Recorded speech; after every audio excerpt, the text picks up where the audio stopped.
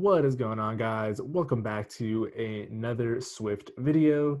In today's video, we're going to be talking about input toolbars and how they work and what they are. So here we have the app we're going to be going through. We've got a field, we tap it, of course, the keyboard pops up, and you'll notice we have this bar up here, and we just added a done button to it, and tapping on it, we actually dismiss the keyboard. So we're going to take a look at that in particular, how to set this bar up, and how to actually customize it to bring in your own buttons. And this is actually how iMessage builds its own bar where you can have attachments and emojis and all that good stuff in here. So that all said, make sure you absolutely destroy the like button. If you've been following the channel and haven't subscribed yet, do that as well.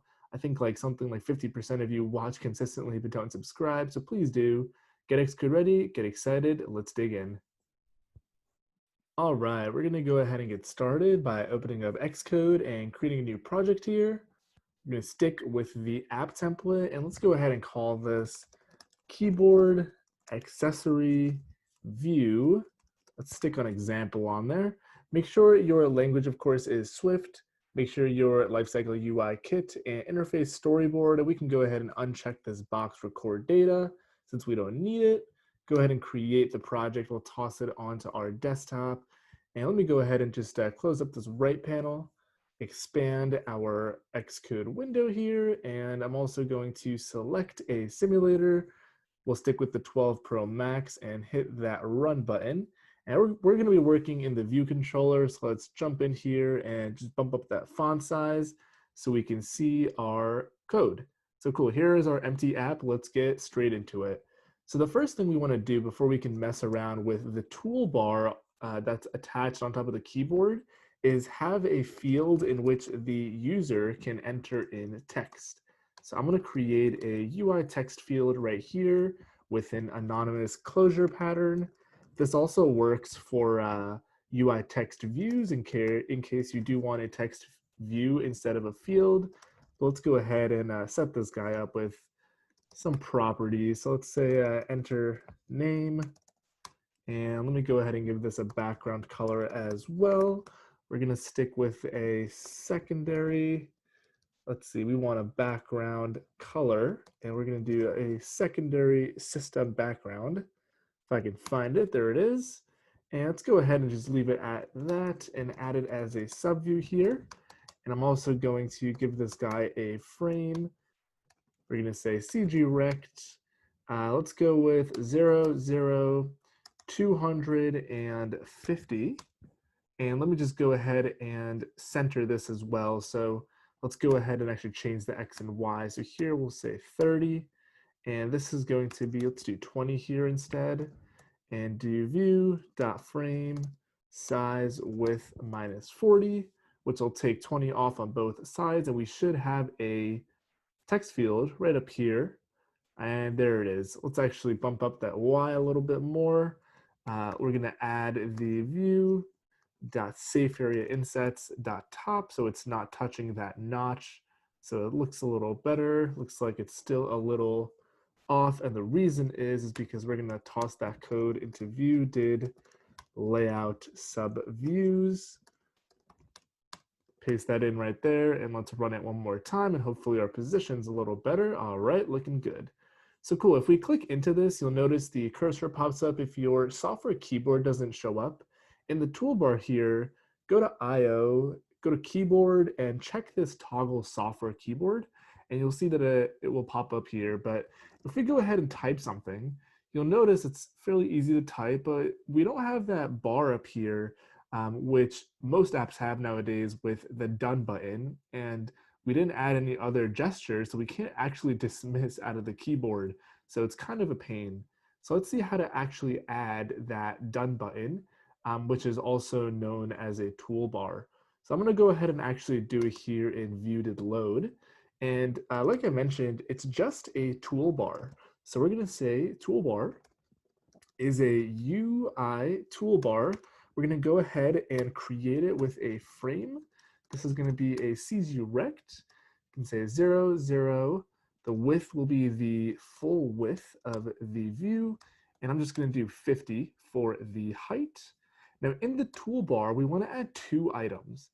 The first item is going to be something called a flexible space, which if you're familiar with Swift UI, or even if you're not, what it basically does is it's gonna show basically nothing, and it's gonna push the item that's to the right of it all the way to the right, and our done button will show up on the right here because of the flexible space. So a little hard to explain, but bear with me. We're gonna create it and hopefully that'll clear things up. So we're gonna create a flexible space, and this is just gonna be a UI bar button item with a bar button system item. And the style is gonna be a flexible space. The target we can go ahead and say is self. The action is gonna be nil. Make sure we spell that correctly. And now we're gonna bring in that done button. So cool, done button. Here we're gonna say once again, UI bar button item. This time we're gonna create it with a title of the word done. Style will be done. Target will be self. And the action we're gonna create in a second is gonna be did tap done. Let me just create this function right below.